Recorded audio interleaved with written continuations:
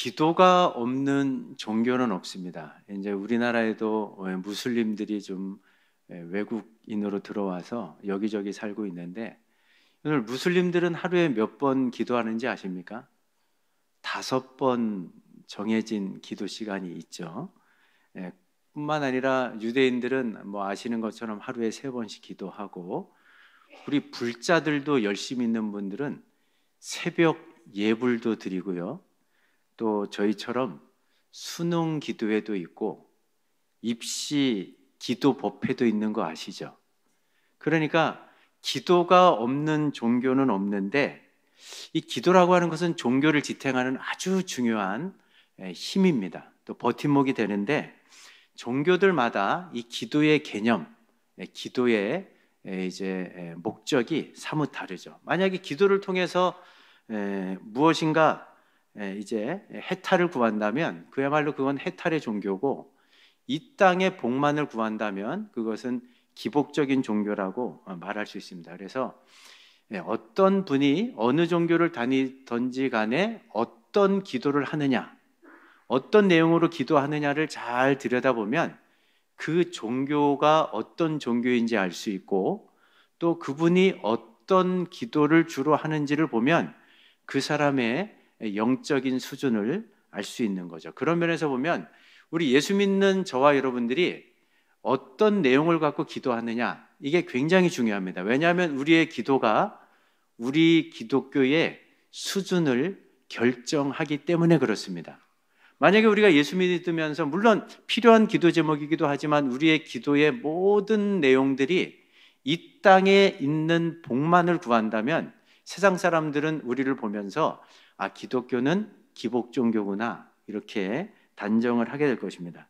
그렇기 때문에 정말 기도하는 것도 중요하지만 우리가 어떤 내용을 갖고 하나님께서 기뻐하시는 바른 기도를 하느냐, 이게 너무너무 중요합니다. 그런데 저도 평생 기도 생활을 해보지만 하나님의 뜻대로 기도한다는 것이 생각처럼 쉽지가 않습니다.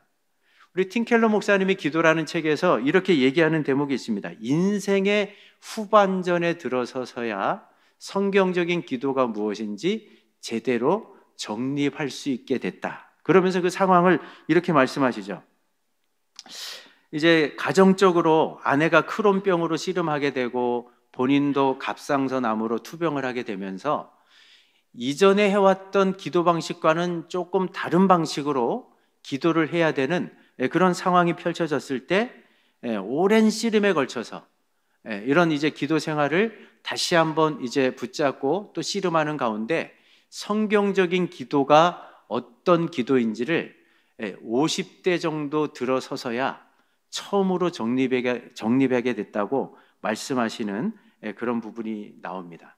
이 팀켈러 목사님처럼 기도를 인생의 후반부라도 어느 정도 성경적인 기도가 무엇인지를 정립을 하고 정말 기도의 영광과 은혜를 누린다면 그나마 다행입니다.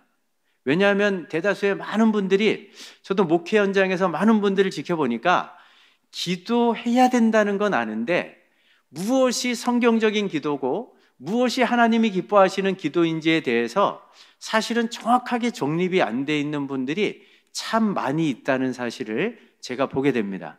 혹시 여러분들이 이 저녁에 나와서 말씀을 듣고 계시는데, 나는 평생 기도 생활하면서 성경적인 기도가 무엇이고 하나님께서 기뻐하시는 기도가 무엇인지 나는 이렇게 생각한다, 딱 일목요연하게 한마디로 정리를 할 수 있으시겠습니까? 이런 질문을 던져보면 생각처럼 쉬운 과제가 아닙니다. 그런데 왜 이런 일들이 벌어질까? 저도 평생의 기도 여정을 돌아보니까, 또 우리 성도님들 살펴보면 여러분들이 지금 기도하는 모습이 어떻게 형성됐느냐 하면, 대다수의 분들이 내가 처음 신앙생활하면서 처음 다니던 교회의 기도 분위기를 누가 가르쳐 주지는 않았는데 처음 교회 생활하면서 기도는 이렇게 하는 거구나, 내가 다녔던 교회의 기도 분위기를 자연스럽게 받아들여서 기도하는 가운데 지금의 내가 기도하는 패턴이 정해지신 분들이 굉장히 많다는 거죠. 그러다 보니까 조금 과장해서 말하면 이 기도하는 모양이 너무나 다양해가지고 10명이 모이면 기도하는 모습이 10인 10색이고요. 100명이 모여 있으면 100인 100색입니다. 1000명이 모여 있으면 기도하는 모습이 1000인 1000색이라고 말할 수 있을 정도로 아주 다양하게 기도하는 것을 볼 수가 있습니다. 저희 교회 안에서도 보면 어떤 분은 그렇게 일찍 새벽을 깨우고 나와서 기도하시는데 10분만 기도하면 기도할 것이 없다고 돌아서는 분이 있는가 하면 1시간을 넘게 한 자리에 앉아서 기도하는데도 못내 아직도 다 아뢰지 못한 것이 있어 아쉽다고 하면서 발길을 돌리는 분이 있습니다.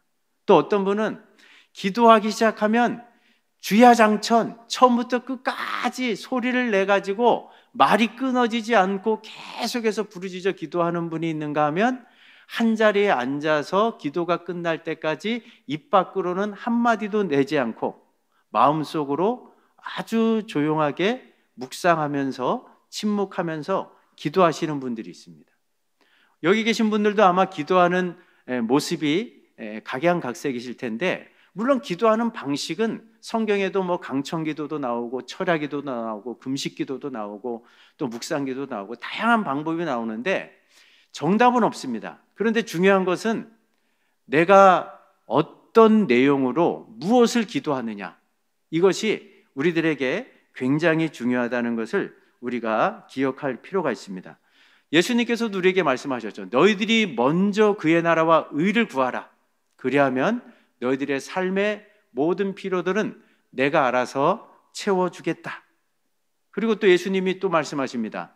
내 말이 너희 안에 거하고 너희가 내 안에 거하면 그때 무엇이든지 원하는 대로 구하면 그때 내가 너희들의 기도를 응답해 주시겠다. 뭘 말씀하시는 겁니까? 하나님의 뜻대로 바르게 기도하는 것이 필요하고 또 이것이 중요하다는 거죠. 그러면 정말 어떻게 기도하는 것이 하나님의 뜻대로 바르게 기도하는 걸까요? 제가 이 질문을 던지고 성경에서 기도와 관련돼 갖고 가장 먼저 나오는 본문이 혹시 어딘지 아십니까? 기도와 관련된 최초의 기사. 창세기 18장에 보면 소돔과 고모라를 위해서 중보하는 아브라함의 기도가 성경 전체를 통틀어서 기도와 관련해서 나오는 최초의 본문입니다. 그런데 이 본문을 보면 처음 나오는 기도 장면에서부터 하나님께서 아브라함에게 기도를 가르쳐 주십니다. 이 장면을 얼핏 생각하면 오해하시는 분들이 있어요. 하나님께서는 마치 정의의 칼날을 뽑아드시고 가차없이 인정사정 없이 그 죄악이 가득한 소돔과 고모라를 심판하시려고 하고 아브라함은 그 하나님 앞에 서서 그런 하나님을 뜯어 말리시면서 하나님 이 성을 좀 불쌍히 여기셔야 되지 않습니까? 이 성을 좀 긍휼히 여기셔야 되지 않습니까? 이렇게 막 애원하는 것처럼 이 본문을 보신다면 사실은 본문을 오해하고 계시는 겁니다. 정반대로 성경을 보시는 거예요. 여러분들, 하나님께서 왜 아브라함을 찾아오셔서 소돔과 고모라를 심판하려고 한다는 소식을 흘리셨을까요? 또 이 얘기를 듣고 이제 아브라함이 처음 하나님 앞에 중보하기 시작할 때 50명부터 시작하지 않습니까? 너무나 유명한 기사잖아요. 하나님, 그 성에 50명이 살고 있으면 그들을 위해서라도 성을 용서해 주셔야 되지 않겠습니까? 아니 혹시 5명이 부족하면 어떡하시겠습니까? 아니 또 5명이 부족해서 40명이면 30명, 20명, 결국 몇 명까지 내려옵니까? 10명까지. 만약에 그 땅에 10명의 의인이 살고 있으면 그 10명의 의인을 위해서라도 그 성을 용서해 주셔야 되지 않겠습니까? 그런데 그럴 때마다 하나님은요, 아브라함이 요청할 때마다 귀찮아하지 않으시고 그때마다 만약에 50명의 의인이 살고 있다면, 만약에 45명이 살고 있다면, 40명, 30명, 20명, 10명이 살고 있다면 내가 그 성을 용서할 것이다. 여러분들, 왜 아브라함의 기도가 10명에서 끝난지 아십니까? 사실은 이 자리는 아브라함이 기도를 배우는 시간이에요. 50명부터 시작해서 10명까지 내려오는 그 과정을 통해서 아브라함이 기도의 자리에서 알게 된 것은 뭐냐면 하나님의 마음을 알게 된 거예요. 하나님이 소돔과 고모라를 멸망시키는 것이 하나님의 본뜻이 아니구나. 하나님의 본 마음은 그 땅에 살고 있는 백성들을 궁일히 여기셔서 이왕이면 그들이 회개하고 주께 돌아오기를 원하시는 것이 하나님의 본심이구나. 기도하는 과정을 통해서 하나님의 마음을 깨닫는 순간 아브라함은 더 이상 기도할 필요가 없어진 거죠. 그러니까 성경에 나오는 기도와 관련된 최초의 기사에서 하나님께서 아브라함에게 기도가 무엇인지를 배우게 하시는데, 그 기도의 중심에는 하나님의 마음을 담아내는 게 기도라는 거죠. 하나님의 마음을 우리 마음속에 담아내는 것, 그것이 바로 기도라는 것을 이 첫 번째 기도 관련 본문을 통해서 우리들에게 가르쳐 주시고 있습니다. 그런데 오늘 우리가 읽은 이 본문, 바울이 빌립보서를 통해서 교회에 편지를 보내면서 8절에서 이런 말씀하고 있죠. 우리 한 번 더 읽어볼까요? 내가 예수 그리스도의 심장으로 너희 무리를 얼마나 사모하는지 하나님이 내 증인이시니라. 제가 예전에 이 본문을 읽다가 어떻게 바울이 빌립보 성도들을 위해서 기도하는데 예수님의 심장으로 기도한다고 고백할 수 있을까? 근데 이것이 전혀 과장이 아니라 내가 예수 그리스도의 심장으로 너희 무리를 얼마나 사모하면서 기도하고 있는지 하나님이 친히 증인이 되신다. 내가 하나님을 증인으로 내세울 수 있다. 이렇게 이야기를 하는 이 장면을 보면서 어떻게 기도해야지 하나님의 마음, 하나님의 심장으로 기도할 수 있는 걸까? 이 심장이라는 이 헬라어 단어는 이 스프랑크논이라는 단어인데, 구약에 보면 하나님께서 이 땅에 사는 인생들을 향하시는 하나님의 헤세드의 마음, 이게 뭐 성경에 자비나 궁율, 인애, 인자 여러 가지 용어들로 표현됐지만 우리를 향하시는 하나님의 마음을 담아내는 표현입니다.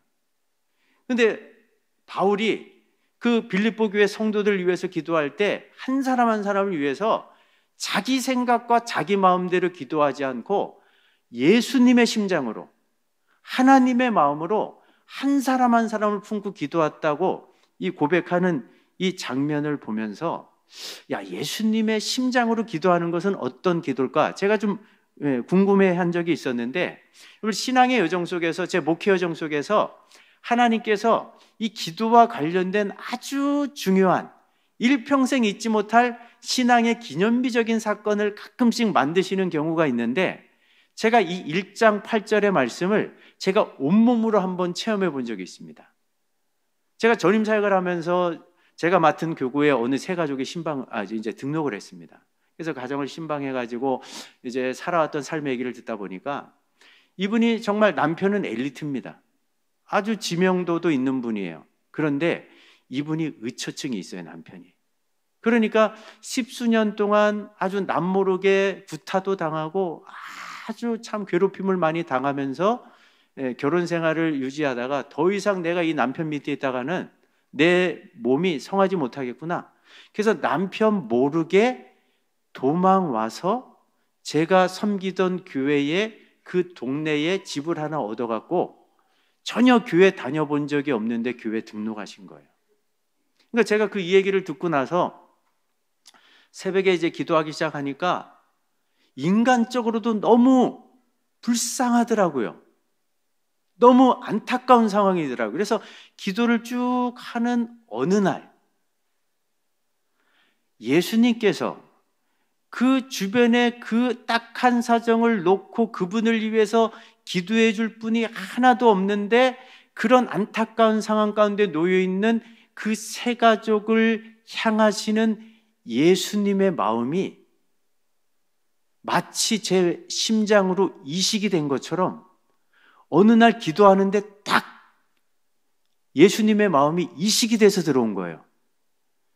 그때부터 좀, 이건 개인적인 체험이긴 한데, 여러 달 동안을 울면서 다녔어요.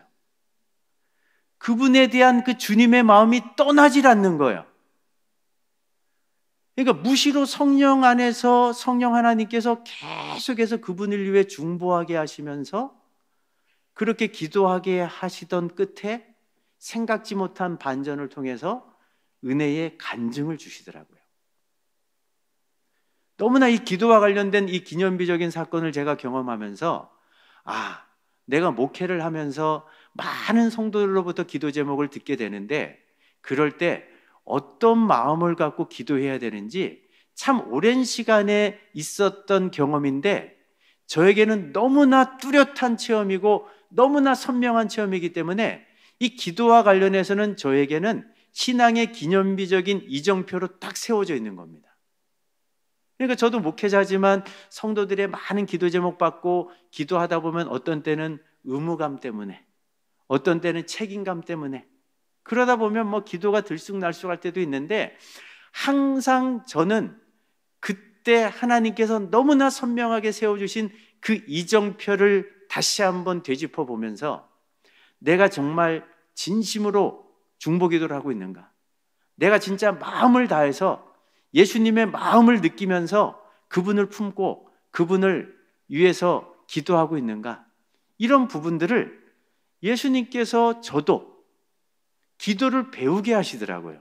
그러면서 저는 기도가 여러 가지 것들로 정리가 될 수 있지만 가장 중요한 것은 하나님의 마음, 예수님의 마음을 담아내는 것이 우리의 기도가 되어야 된다는 것을 마음속에 깊이 새겨보면서 지금도 그런 마음을 담아내기 위해서 나름대로 몸부림을 치고 있습니다. 근데 성경적인 기도는요, 이렇게 예수님의 마음을 담고 하나님의 뜻을 구하는 것이 기도입니다. 내 생각을 아뢰는 것이 아니라 하나님의 마음대로 하나님의 뜻을 구하는 기도, 그것이 바로 이제 성경적인 기도라고 말할 수 있는데, 그런 면에서 제가 기도 생활을 쭉 해오면서 성경적인 기도를 그런 면에서 어떻게 기도의 자리에서 하나님의 뜻을 담아낼 수 있을까? 세 가지로 정리될 수 있다는 것을 제가 한번 생각해 봤는데, 첫 번째는요, 기도는 우리의 기도를 받으시는 하나님을 기도의 자리에서 만나고 그분과 교제하면서 그 하나님을 알아가는 것이 성경적인 기도의 첫 번째 정의입니다. 한번 따라해 보실까요? 기도는 하나님을 알아가는 거다.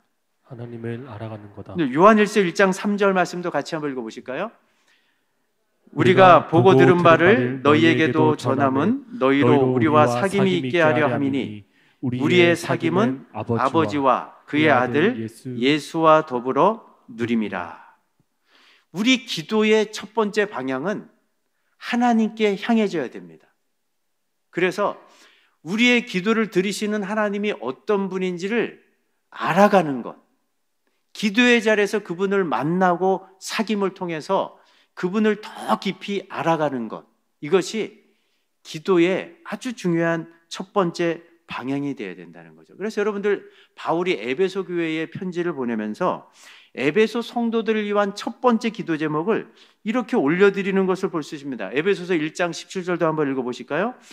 우리 주 예수 그리스도의 하나님 영광의 아버지께서 지혜와 계시의 영을 너희에게 주사 어떤 기도를 드립니까? 하나님을 알게 해달라. 여러분, 이 장면을 보면요, 에베소 교회 성도들이, 이 초대교회가 다 좀 비슷한 상황이지만 경제적으로 얼마나 궁핍한 상황 가운데 있었습니까? 외적으로는 얼마나 큰 박해 상황 가운데 놓여 있었습니까? 바울도 에베소 교회 성도들이 얼마나 힘겹게 삶을 버텨내면서 지금 삶을 이어가고 있는지 다 알고 있는데 그 외적인 어려움들을 제거해달라고 먼저 기도하지 않고 뻔히 그 성도들의 상황을 알고 있는데도 불구하고 성도들로 하여금 하나님을 알아가게 해달라, 이 기도를 가장 먼저 올려드리는 것을 볼 수가 있습니다. 여러분, 이 기도가 왜 필요하냐면요, 우리가 이렇게 예배 생활하고 또 신앙 생활하다 보면 우리가 하나님에 대해서 굉장히 많이 안다라는 생각을 갖고 있는데, 우리가 알고 있는 하나님에 대한 지식은요, 기도의 자리에서 다시 한번 점검을 해보면 머리에만 담겨있는 너무나 피상적이고 추상적인 아무런 작동도 하지 않는 죽은 지식일 때가 많다는 것을 기도를 해보면 알게 됩니다. 그래서 하나님을 알아가는 기도, 그래서 머릿속에만 담겨있는 하나님이 그 가장 긴 먼 여행이라고 하는 30cm 아래 가슴으로까지 내려오는 이 과정을 만들어내는 것이 위를 향한 사귐의 기도라는 거예요. 그러니까 기도의 자리에서 하나님이 어떤 분인지를 자꾸 알아가야 됩니다. 성경을 보면요, 하나님을 믿는다는 것과 하나님을 안다는 것이 사실은 동의어입니다. 성경에서 안다는 것은 지식적인 알을 말하는 게 아니잖아요. 많은 분들이 들어보시겠지만 야다, 체험적으로 아는 겁니다. 그러니까 믿는 것과 아는 것은 똑같은 의미입니다. 동일한 의미입니다.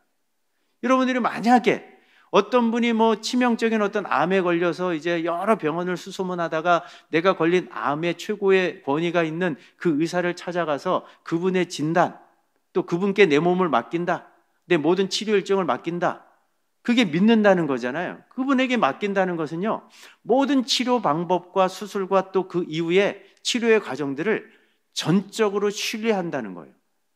내 모든 것들을 맡기고 신뢰하지 못하면 그 의사에게 내 몸을, 내 생명을 맡길 수가 없는 거죠. 이게 바로 믿는다는, 진짜 안다는 의미인데, 우리가 이런 지식을, 이런 참된 지식을 갖고 있는가? 이런 부분에서 우리의 모습들을 한번 점검해 보면 우리가 얼마나 피상적인 알을 갖고 살아가는지, 오늘 19세기의 가장 위대한 밧줄 타기 선수가 찰스 블론디라는 사람이 이제 있었는데, 이 사람이 1800년대에 이 나야가라 폭포 아마 가보신 분도 계시겠지만 높이 50m에 한 300m에 되는 밧줄을 딱 걸어놓고 수시로 거기를 아무런 보호 장비도 없이 걸어서도 왔다 갔다 하고, 어떤 경우에는 뻗어 갖고 올라가서 그 밧줄 한가운데서 오물리를 해서 먹기도 하고, 한 번은 자기 매니저를 목마 태워 갖고 건너기도 했던 사람. 이제 어느 날 또 2만 5천 명, 이 기록에 의하면 2만 5천 명의 사람들이 이 찰스 블론딘의 그 외줄 타기를 구경하기 위해서 몰려들었습니다. 그날도 어김없이 왔다 갔다 이렇게 이제 자유롭게 하고 난 다음에, 한 번은 내가 외발 자전거를 타고 건너갔다 와서 그 모여든 수많은 사람들에게, 여러분들은 제가 이 외발 자전거로 여기를 건너갈 수 있다고 믿으십니까? 그러니까 막 환호성을 치고 박수를 치면서 다 믿는다 그래요. 그러니까 이렇게 있던 청중 중에 한 명을 딱 지목하면서, 그러면 나를 믿고 외발 자전거 내 등 위에 올라타고 한번 건너가 보시겠습니까? 그랬더니 사색을 하면서 나는 못한다고 막 손살을 치는 거예요. 여러분들, 하나님을 믿는다는 거는요, 마치 외발 자전거를 타고 그 나이아가라 폭포 한 줄을 건너고 계신 하나님의 등 위에 우리가 올라탄다는 의미입니다. 근데 여러분, 우리가 기도를 해보면요, 기도하기 전에는 하나님을 다 아는 것 같아요. 근데 정말 기도의 자리에서 내가 알고 있는 하나님이 진짜 믿음으로 고백하는 하나님인가를 점검해 보면, 우리가 하나님을 아는 지식의 상당 부분이 너무나 지식적이고 피상적이고 추상적인 그런 지식에 머물러 있다는 사실을 기도의 자리에서 깨닫게 되는 거예요. 그래서 여러분들, 항상 기도하실 때 위를 향한 사귐의 기도, 하나님이 어떤 분인지 새로운 것을 찾을 필요도 없습니다. 우리 사도신경을 통해서 가장 첫 번째 문구가 뭡니까? 전능하사 천지를 만드신 하나님 아버지. 제가 수년 동안 이 훈련을 해봤습니다. 천지 만물을 창조하신 하나님을 진짜 믿는가? 그렇다면 하나님은 창조주시고 나는 피조물입니다. 나는 하나님을 절대적으로 의존할 수밖에 없는 존재고, 하나님은 영원히 경배를 받으시기에 합당하신 분인데 그분이 전능하신 분이랍니다. 그분이 나의 아버지가 되신답니다. 이 단순한 고백을요, 기도의 자리에서 10번, 100번, 1000번을 마음을 담아서 고백하다 보면 이런 하나님, 전능하사 천지를 만드신 하나님 아버지를 믿는다는 이 고백 하나면 지금 여러분들의 삶 가운데 펼쳐진 모든 문제가 되지 않습니다. 그 모든 문제를 뛰어넘는 그 하나님, 우리가 삶 가운데 펼쳐진 모든 문제보다 크신 하나님에 대한 신뢰를 가지고 확신을 가지고 담대한 용기를 내서 우리 삶의 문제들을 넉넉히 이겨나가게 만드는 것이 바로 하나님을 바로 알 때 가능해지는 거죠. 그래서 호세아 선지자가 외치지 않았습니까? 우리가 하나님을 알자, 힘써서 여호와가 어떤 분인지를 제대로 알자. 너희들의 문제는 하나님을 모르는 게 문제가 아니다. 알고 있다는 그 하나님이 죽은 지식에 머물러 있으니까, 너무나 피상적이고 추상적인 지식에 머물러 있으니까 그게 문제가 되는 거다. 그러면서 제대로 체험적으로 경험적으로 정말 우리의 마음의 중심을 담아 믿음으로 고백할 수 있는 그런 하나님을 알게 해달라는 이런 기도를 하는 것을 볼 수 있죠. 여러분들, 이 기도 생활을 하면서 이런 이제 하나님을 진짜 알아가는 일이 깊어지게 될 때 어떤 신기한 경험을 하게 되냐면, 여러분들 12명의 정탐꾼 이야기 다 아시죠? 12명의 정탐꾼이 가나안 땅을 정탐했습니다. 똑같은 것을 팩트를 보고 왔는데 10명의 정탐꾼은 그 땅에 살고 있는 네피림의 후손 아낙 자손을 보면서 정말 하나님이 약속하신 대로 적과 꿀이 흐르는 가나안 땅이 맞긴 하지만 그 거인 족속 앞에서 우리는 뭐라고 고백합니까? 메뚜기에 불과하다. 우리는 싸워봐야 승산이 없다. 싸움을 아예 시작도 하지 말자. 이런 부정적인 보고서를 제출합니다. 그런데 여호수아와 갈렙은 똑같이 네피림의 후손인 아낙 자손을 보고 왔음에도 불구하고 어떤 고백을 합니까? 그들은 우리의 밥이다. 지금까지 하나님이 우리와 함께 하셨던 것처럼 하나님이 우리와 함께 하시니 능히 그들을 이기고 그 땅을 취할 수 있을 것이다. 여러분들, 이 둘의 차이가 무슨 차이라고 생각하십니까? 10명의 정탐꾼 여호수아와 갈렙의 보고서가 왜 이렇게 극단으로 갈렸을까요? 10명의 정탐꾼은 하나님을 안다고는 했지만 죽은 지식이에요. 문제 앞에 아무런 워킹을 하지 않는, 작동을 하지 않는 죽은 지식의 소유자들입니다. 그런데 여호수아와 갈렙은 살아계신 하나님에 대한 확실한 체험에 근거한, 확실한 믿음에 근거한 하나님의 바른 지식이 있는 거죠. 그러니까 문제가 되지 않는 거예요. 하나님을 바로 알게 되면요, 우리가 기도 생활하다 보면 기도하기 전에는, 하나님이 어떤 분인지를 묵상하기 전에는 내 눈앞에 펼쳐진 문제, 그 현실적인 문제보다 훨씬 더 커 보여요. 그래서 도무지 그 문제를 뛰어넘을 수 없을 것 같고 해결할 수 없을 것 같은데, 기도하는 자리에서 하나님이 어떤 분인지를 자꾸 알아가면 알아갈수록 하나님이 어떤 분인지를 알아가는 만큼 내 인생에 펼쳐진 문제가 점점 더 작아지는 아주 신기한 경험을 하게 됩니다. 그래서 진짜 기도의 자리에서 하나님과 깊이 있는 사귐을 하는 분들은 내 인생에 펼쳐진 문제, 그것이 어떤 문제라 할지라도 걱정하지 않아요. 염려하지 않아요. 이상한 용기가 생깁니다. 이상한 담대함이 생겨요. 이상한 확신이 생기고 하나님이 주시는 평안이 그 마음을 지배하는 거예요. 그리고 그 문제를 뛰어넘게 만드는 그런 은혜를 체험하게 만드는 것이 바로 위를 향한 사귐의 기도를 통해서 하나님을 바로 알아갈 때 나타나는 놀라운 기도의 응답인 줄로 믿습니다. 한번 이런 은혜들을 한번 맛보고 누리시면 좋을 것 같고요. 두 번째, 이제 성경적인 기도를 할 때는 위를 향한 사귐의 기도도 해야 되지만 항상 우리 자신을 들여다보면서 성품의 기도, 예수님을 닮아가는 성품의 기도가 아주 중요한 기도의 두 번째 목적이 되어야 됩니다. 여러분들 베드로후서 1장 4절 말씀 한번 읽어보십니다. 이로써 그 보배롭고 지극히 큰 약속을 우리에게 주사 이 약속으로 말미암아 너희가 정욕 때문에 세상에서 썩어질 것을 피하여 신성한 성품에 참여하는 자가 되게 하려 하셨느니라. 여기서 신성한 성품은 하나님의 성품이라. 하나님께서 저 여러분들을 부르신 목적은 뭐냐? 하나님의 성품에 참여하는 자가 되도록 저와 여러분들을 부르셨다는 거예요.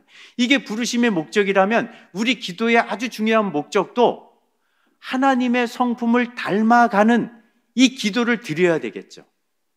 이게 우리를 향한 아주 중요한 두 번째 기도의 목적이 되어야 된다는 거죠. 이 똑같은 얘기를 바울이 또 에베소 교회 편지를 보내면서 이런 이야기를 합니다. 이제는 더 이상 너희들이 어린아이가 되어서는 안 되고 머리 대신 예수님의 교훈을 본받아서 모든 면에서 성장하고 성숙하는 자리로 나가야 된다. 우리를 구원하신 하나님은요, 우리가 영적으로 갓난아이 수준에만 계속 머물러 있기를 원치 않으신다는 거죠. 하나님의 관심사는 우리들의 성장과 성숙에 있습니다. 그래서 바울이 에베소 교회의 지속적인 성장과 성숙을 통해서 끊임없이 주님을 닮아가야 된다는 사실을 이렇게 권면하고 있죠. 에베소서 4장 13절도 같이 한번 읽어보실까요? 이렇게 할 때에 우리 모두는 하나님의 아들을 믿고 아는 일에 하나가 되어서 그리스도를 닮은 온전한 사람으로서 성숙한 그리스도인이 될 것입니다. 여기서 성숙한 그리스도인은 완전한 그리스도인을 말하는 것은 아닙니다. 완전하다는 뜻이라기보다는 성장하고 성숙해져가는 그리스도인. 그런데 성장과 성숙은 어떤 열매로 나타나느냐? 예수님을 닮아가는 그런 사랑의 인격을 닮아가는 그런 변화의 삶의 열매로 나타나는 것이 오늘 이 본문의 아주 중요한 교훈이라고 말할 수 있죠. 여러분, 베드로 사도도 마찬가지고 바울 사도도 마찬가지고 우리의 부르심의 아주 중요한 목적은 하나님의 성품을 담는 거다.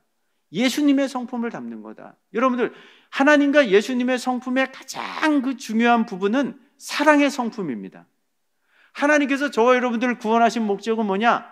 하나님의 사랑의 성품을 담도록 하기 위해서, 예수님의 사랑의 인격을 담도록 하기 위해서 저와 여러분들을 부르셨다는 겁니다. 그렇다면 우리의 기도의 아주 중요한 목적 가운데 하나도, 우리의 기도의 아주 중요한 방향 가운데 하나도 바로 주님을 닮고자 하는 그런 성품의 기도가 항상 우리의 기도의 일정 부분을 차지하고 있어야 된다는 거죠. 이 성품의 기도가 중요한 이유가 있습니다. 저도 저희 교회를 섬기고 있고 또 제가 사역하면서 많은 분들을 만나보면 어느 교회 가나 기도에 진심이고 열심인 분들이 있습니다. 저도 저희 교회 13년 전에 와가지고 주일 중보기도 팀, 또 주중 중보기도 팀, 뭐 여러 이제 300기도 용사 만들어가지고 이제 하다 보면 뭐 기도하는 일에는 항상 앞장서는 분들이에요. 누구보다도 진심이고 누구보다도 열심히 해요. 근데 그런 분들 가운데 전부는 아니지만 조금 고개를 갸우뚱하게 만드는 분들이 있더라고요. 저렇게 기도에 진심이고 열심인데 왜 저렇게 고집불통일까? 왜 저렇게 자기만 알까? 왜 저렇게 배려하는 마음이 없을까? 제가 이런 의문을 갖고 왜 그런가 한동안 질문을 던지면서 살펴봤더니 그분들의 기도가 잘못된 건 아니에요. 진심이에요. 전심이에요. 그런데 자기 자신을 돌아보는 성품의 기도가 하나도 없는 거예요. 그러니까 그렇게 많은 시간, 많은 세월 동안 기도했음에도 불구하고 성품의 변화를 경험하지 못하는 거죠. 그래서 때로는 역기능이 나타나기도 하잖아요. 내가 저렇게 기도하고도 저렇게 바뀌지 않으면 난 차라리 기도하지 않겠다. 이런 또 다른 부작용이 나타나는 그런 아주 극히 일부의 분들도 제가 보게 되면서 우리가 드리는 기도, 하나님이 기뻐하시는 기도의 이 두 번째 방향성은 항상 일정 시간을 할애해가지고 끊임없이 하나님께서 우리를 부르신 부르심의 소망인 하나님을 닮아가는 주님의 사랑의 인격을 닮아가고자 하는 성품의 기도가 반드시 드려져야 되겠구나. 이게 성경적인 기도의 아주 중요한 부분이구나. 이 사실을 깨닫게 됐습니다. 여러분들 성품의 기도를 드리다 보면요, 제가 이거를 이제 16주 교재를 만들어 갖고 저희 교회에서 기도훈련 학교를 제가 진행을 하다 보니까 끝나고 나서 피드백 가운데 어느 성도님이, 목사님, 제가 이 성품의 기도를 가지고 이 기도훈련 학교 생활 숙제는 딱 하나입니다. 매일 1시간씩 20분은 사귐의 기도, 20분은 성품의 기도, 20분은 사역의 기도, 이거를 매일 실천할 수 있는 분, 해보고자 하시는 분만 신청해라. 그래갖고 이제 이렇게 한 16주 진행하고 나서 마지막 모임 때 피드백을 받아보니까 어떤 분이, 목사님, 제가 그냥 성품의 기도만 했는데 우리 집에 있는 남편과 애들이 제 언어 생활이 달라졌대요.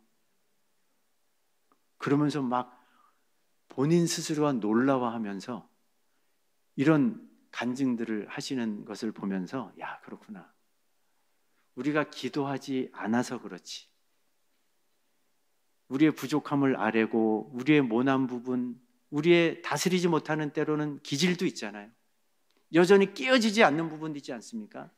이런 부분들을 놓고 기도하면 하나님께서 우리를 만지시는구나, 우리를 빚으시는구나, 우리를 다듬어 가시는구나.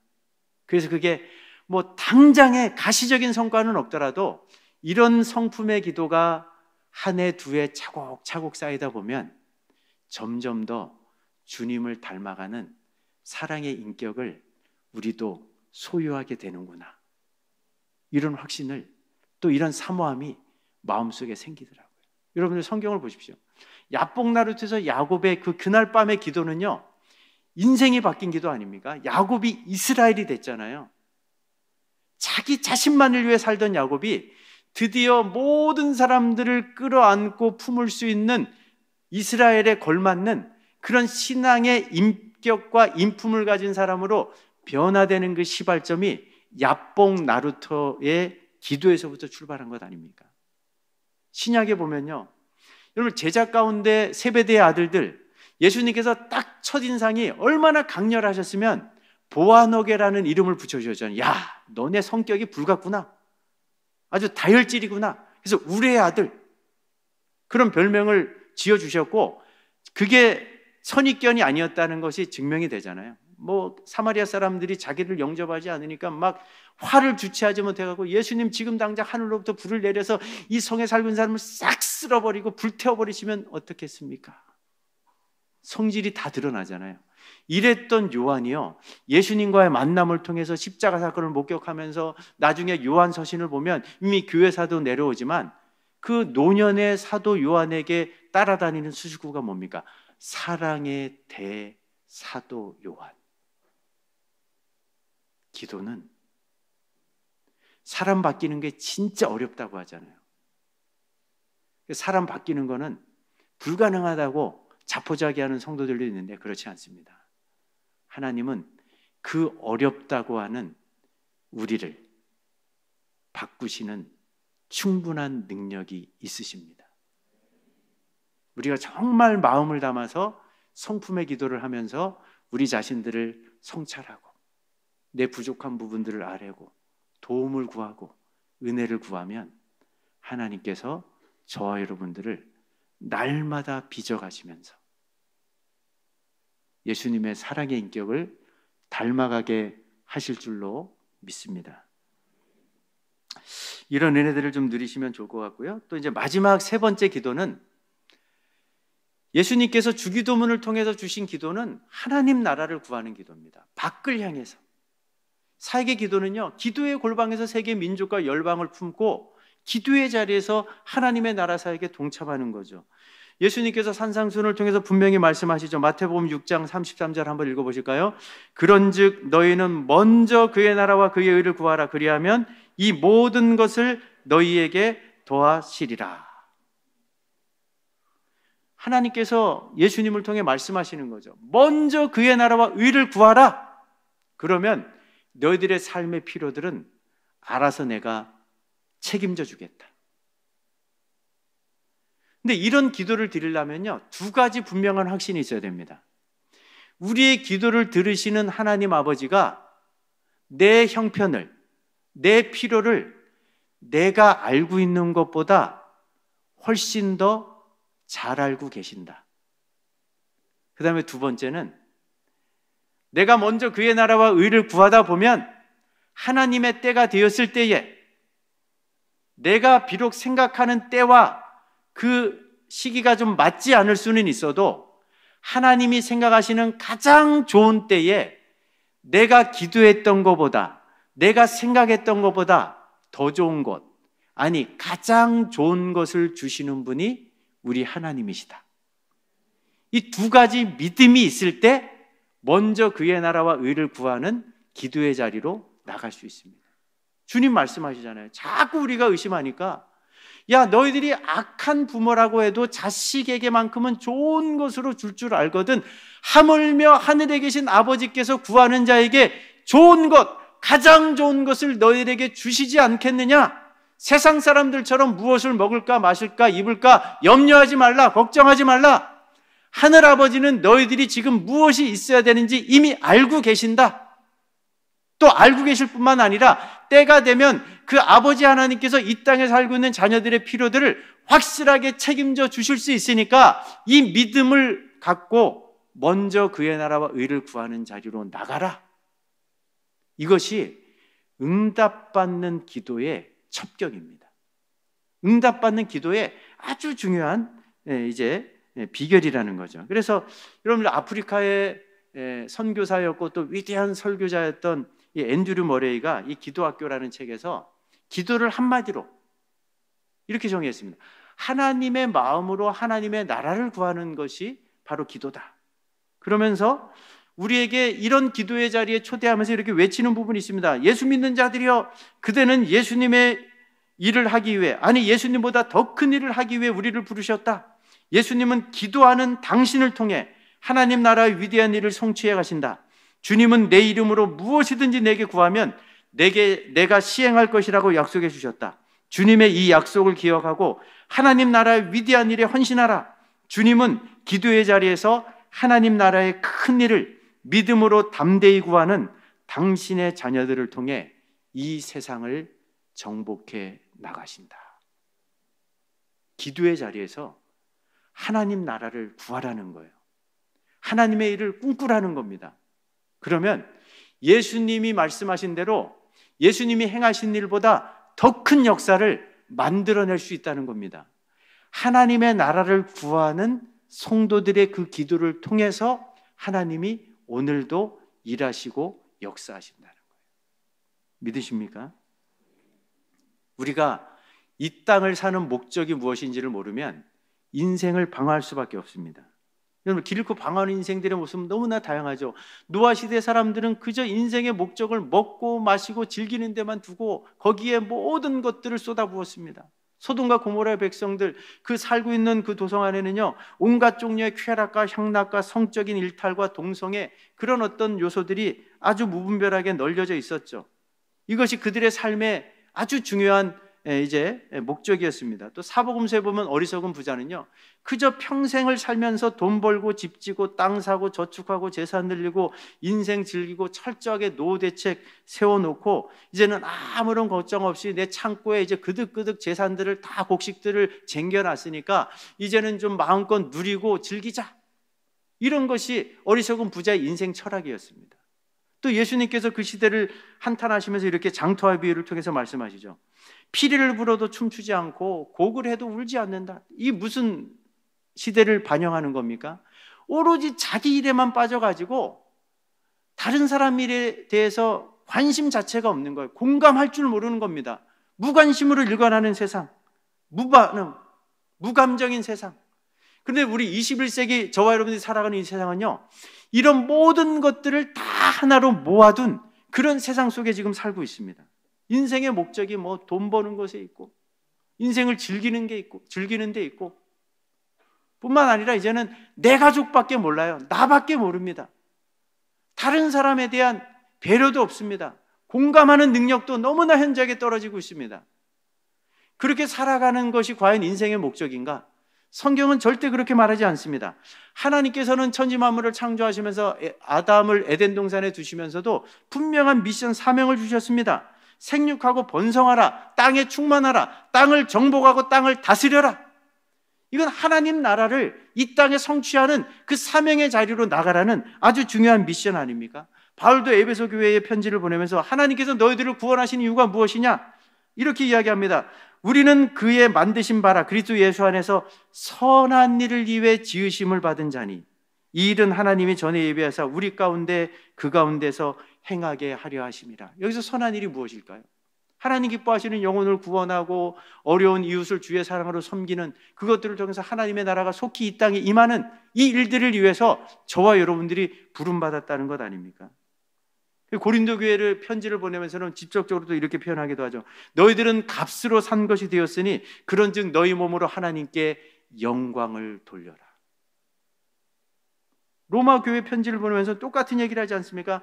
하나님의 모든 자비하심으로 너희를 권하노니 너희 몸을 하나님이 기뻐하시는 거룩한 산 제물로 산 제사를 드려라.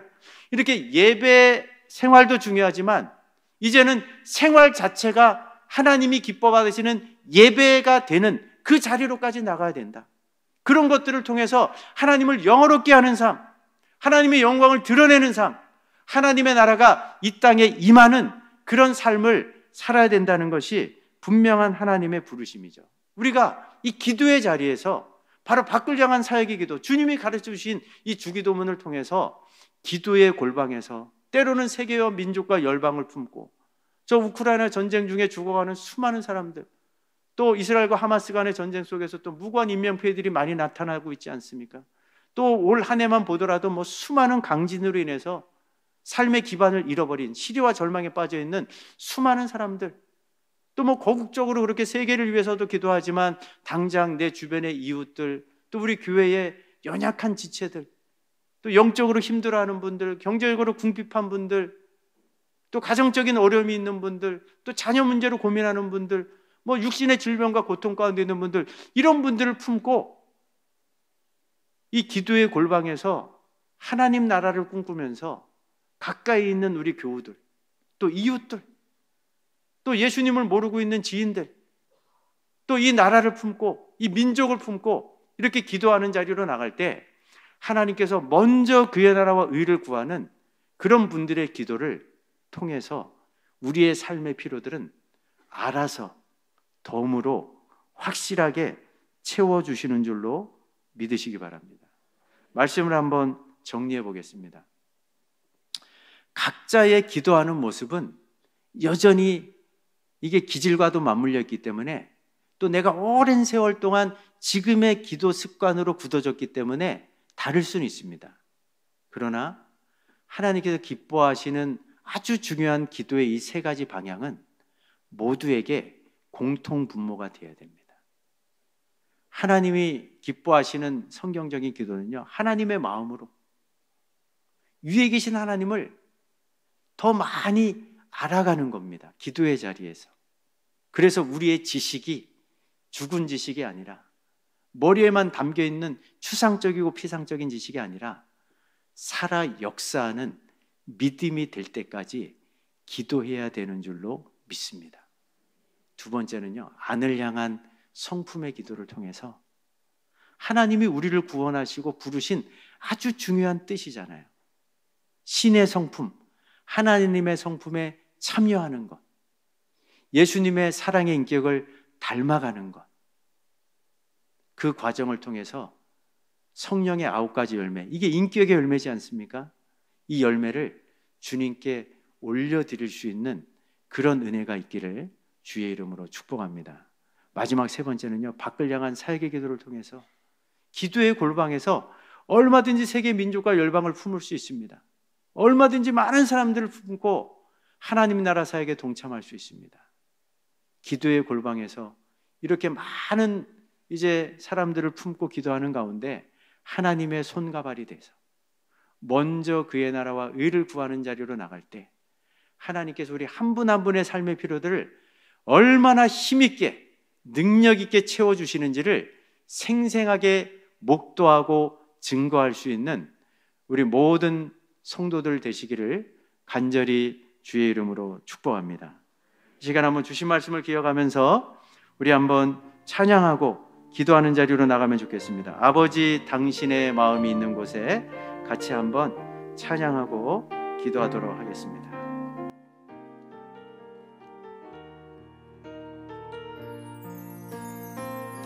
아버지 당신의 마음이 있는 곳에 나의 마음이 있기를 원해요.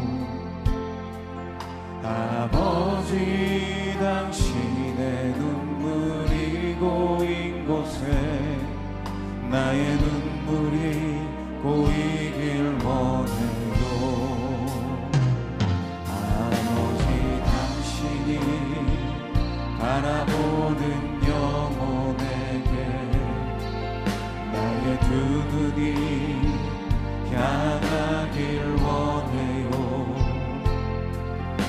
아버지 당신이 울고 있는 어두운 땅에 나의 두 발이 향하길 원해요. 나의 마음이 아버지의 마음 알아. 내 모든 뜻 아버지의 뜻이 될 수 있기를 나의 온몸이 아버지의 마음 알아. 내 모든 삶 당신의 삶 되기를. 한 번 더 고백합니다. 아버지 당신의 마음이 있는 곳에 아버지 당신의 마음이 있는 곳에 나의 마음이 있기를 원해요. 아버지 당신의 눈물이 고인 곳에 나의 눈물이 고이길 원해요. 아버지 당신이 바라보는 영혼에게 나의 두 눈이 향하길 원해요. 아버지 당신이 울고 있는 어두운 땅에 나의 두 발이 향하길 원해요. 나의 마음이 아버지의 마음 알아. 내 모든 뜻 아버지의 뜻이 될 수 있기를 나의 온몸이 아버지의 마음 알아. 내 모든 삶 당신의 삶 되기를. 나의 마음이 아버지의 마음이 원합니다. 나의 마음이 아버지의 마음 알아. 내 모든 뜻 아버지의 뜻이 될 수 있기를 나의 온몸이 아버지의 마음 알아. 내 모든 삶 당신의 삶 되기를. 우리 한번 주신 말씀 기억하면서 이 시간 기도하면 좋겠습니다. 하나님께서 원하시는 기도는 위를 향한 사귐의 기도를 통해서 우리 하나님을 더 깊이 알아가는 것입니다. 안을 향한 성품의 기도를 통해서 주님의 사랑의 인격을 닮아가는 것입니다. 밖을 향한 사역의 기도를 통해서 기도의 골방에서 세계 민족과 열방을 품고 하나님의 나라 사역에 동참하는 이것이 하나님께서 원하시고 하나님께서 기뻐하시는 기도의 모습인데, 하나님, 이런 성경적인 기도를 통해서 우리의 방향이 올바로 정해지게 도와주시고 우리의 지경이, 기도의 지경이 더 깊어지게 도와주셔서 먼저 그의 나라와 그의 의를 구하는 우리의 삶을 통해, 또 우리의 기도를 통해 우리의 삶의 필요를 더 풍성하게 채워주시는, 오늘도 우리의 기도를 통해 살아 역사하시는 하나님의 능력을, 하나님의 영광을 맛보고 누릴 수 있는 저희들의 남은 인생의 발걸음, 신앙의 여정이 될 수 있도록 은혜를 베풀어 주시옵소서. 우리 주의 이름 한 번 부르고 기도하는 자리로 나갑니다. 주여.